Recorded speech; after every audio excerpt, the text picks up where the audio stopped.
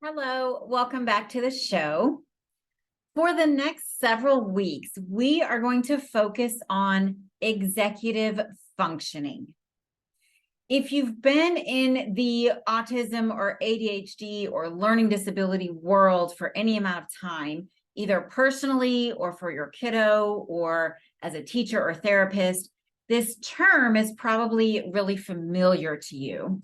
But it can be defined in a lot of different ways, and it can sometimes be a little bit confusing. So what I first want to do is talk about what is executive functioning. What does that mean? What are some of the skills that fall under executive functioning? And then for the next several weeks, I have activities to share in 4 different categories that I've created that we do with our students here at Starfish Social Club. We mainly do them during our summer camp since they're not part of our curriculum that we teach during the school year, but we do them every day in our summer camp. So I'm excited to share them with you. You can do them with kids at home. There are things that you can do in the car when you're driving somewhere. You could do them at the dinner table. If you're a teacher or a therapist, you could do these every day. We do them every day in camp. We just pick different ones depending on who the kids are that are there that day. So let's talk about what is executive functioning. Executive functioning is basically the things that happen in our frontal lobe, in this part of our brain that doesn't come fully online until we're about 25 years old. If you've ever wondered why you're not allowed to rent a car until you're older, that's why. Because executive functioning skills are not considered to be fully online until we're about 25. With that being said, these are things that all kids struggle with, but they are characteristics of autism and ADHD and learning disabilities very specifically. Having executive functioning challenges is part of the criteria for autism, ADHD, learning disabilities, etc. As somebody with ADHD, I can absolutely verify this. This is actually the reason I pursued my own diagnosis, because I struggle so much with so many of the things that we're going to talk about. Executive functioning challenges can fall into 3 main categories. This gives us a really good way to separate them and understand them a little bit better. The first category is memory. I know that may sound a little bit weird because a lot of our kids, especially our autistic kids, have phenomenal memories. I once had a kiddo tell me that he hadn't had a Coke since 2016. They tend to have really good memories for when things happened in time, how long ago something happened, something somebody said 3 years ago, something somebody was wearing. So lots of really good memory for facts and details and information. That's a different type of memory than short-term memory, which is under the executive functioning umbrella. Short-term memory is our ability to hold information in our brain and see how it relates to other information that we have in our brain and do something with these patterns and these groups of information that we're taking in. So can you learn something new, take in something, make a connection to something else that you already know, and then do something with that information? For a lot of our students, when they learn something new, it's completely new. They don't have the ability to make connections to other things they've learned, to things that have happened in the past, to things that other people have said or done. They learn things in isolation. So you can see how that's really difficult. To give a great example of how this can be really useful, if you think about learning a new language, often languages have things in common with either the language that you speak natively or maybe another language that you've learned. Sometimes words may be similar. The syntax may be similar. It gives you something to build off of and something to relate it to. If you don't have that ability, if you have poor working memory, everything you're learning is brand new. Every word that you're learning is a brand new word with no relation to any other word. The syntax that you're learning is completely new. I'm currently learning 3 languages because, why not? 2 of them I already had a strong foundation in previously, and they're very similar, Spanish and French. Spanish and French are very similar because they're romance languages, right? Along with Italian. So a lot of the words are similar in the 2 languages. So much so that for a lot of the words, you can see how they relate to each other. And this syntax is very similar. So the way that sentences are structured, it's different than English, but they are similar to each other. And that means that I'm not learning 2 languages completely out of the blue from scratch. I started with French when I was in high school. And then when I added Spanish in college, I learned it much quicker because of how much it relates to French. Even in math, the same concept applies. We learn things much quicker if we can see how concepts relate to each other. So you guys can see how working memory can be either a really big benefit if we have strong working memory, or a significant detriment if we don't. Another area of memory is our social memory. Social memory is remembering things about people, even things like remembering people's names, remembering where we know somebody from, remembering things that people like, remembering things people have talked about. So social memory is similar to working memory in that it entails us to take in information, but it's specifically about the social world. Some of our students have really strong social memories. They will remember something that somebody, was a trip somebody was talking about 8 months ago. They'll remember the car that somebody was driving. They'll remember conversations that people had. They'll remember when it's somebody's birthday. And some of our kids have no social memory. They don't even remember other people's names. So this is part of executive functioning as well, being able to take in information, make some sense out of it, and then store it for the future. That's the first category under executive functioning, is our memory. The second category is the concept of planning. Let's think about if there is a project that is due. For us as adults, it could be at work. For our kids, it could be at school. It could even be something at home, just a project. Let's think about everything that goes into completing a project. There is the organization of materials. There is the setting aside time to get things done. The concept of how long each aspect of the project will take. If there's money involved, how much money will each piece of this project cost? Do we need help with certain parts of it? What's the sequence? What needs to happen first before other things can be done? How do we schedule our time? How do we prioritize tasks? How do we organize our space? How do we manage our time? All of this goes under planning. This is why initiating tasks and completing tasks is really difficult for our kids. Also, the concept of time management. It's all of these executive functioning challenges. Knowing how long something will take. You may have a kiddo who spends 20 minutes refusing to do the dishes when the dishes would have taken 6 minutes. It's because the things that we see as less preferred, we think are going to take a really long amount of time. As a functioning adult, I do the same thing. I will put off non-preferred tasks for days sometimes, not always because I think they'll take a long time, but because I just don't want to do them.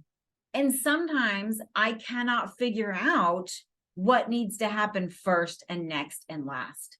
Sometimes I can't figure out what all I need to get this project done. Sometimes I'll start and realize I don't have all the information. I don't know how to do step 3. Sometimes I'll get really far along and then just never finish it. There's all kinds of reasons that projects are really challenging for our kids and us when we grow up and become adults. I could never be successful at a job as a project manager or anything where I'm responsible for carrying out tasks from beginning to end. Absolutely not. I have a very good friend that is a project manager for a construction company.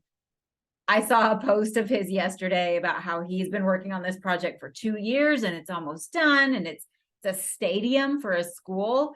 And I was immediately overwhelmed. I have no idea how people carry out tasks like that. But it's the same, this is also why a lot of people with ADHD wait until the last minute. Yes, there's a dopamine hit when we wait until the last minute, and we get overwhelmed with all the things that go into trying to do a project. Again, speaking from very personal experience, it is overwhelming. Even things like packing a bag for a trip, meal prep, anything that requires plans and organization can derail us in so many different ways. The third category under executive functioning is inhibition. This can refer to emotional regulation. We all know that a lot of people who are neurodivergent tend to express emotions more strongly, more openly. I believe it's because we feel emotions more strongly than the average person. I'm a very emotional person. I do have emotional inhibition skills. I'm not yelling at people at the supermarket or flipping people off on the highway, but I'm a very emotional person. It just means that I feel things really deeply across the emotional spectrum. Sometimes I cry when kids do really amazing things here. I'm just a really emotional person. But a lot of our kids don't yet know how to regulate their emotions. Part of executive functioning. Another area where inhibition can come into play is when it comes to our attention, being able to regulate our attention. Part of ADHD means that we are taking in all stimulation that's coming in. Our ability to filter is disrupted. And so while most typical brains filter information, ours are taking in everything. Right now, I can hear the air conditioning unit that's running outside my window.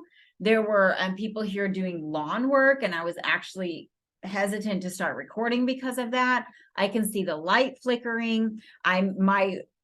Looking at myself on the camera is actually really distracting. I can feel that the air conditioner is on. I can hear the humming of the lights. I can hear that the door just opened because Ramiro came in. I'm taking in all of this information from the environment. So part of being able to regulate is being able to decide where our attention is best served. It's common that it's difficult for people with executive functioning challenges to read a book because we get caught up in all the other things that we're hearing, that we're seeing, that we're thinking about. It's not always even external stimulation. Sometimes it's internal. Sometimes it's just all the things that we're thinking about. I struggle with this a lot when it's bedtime.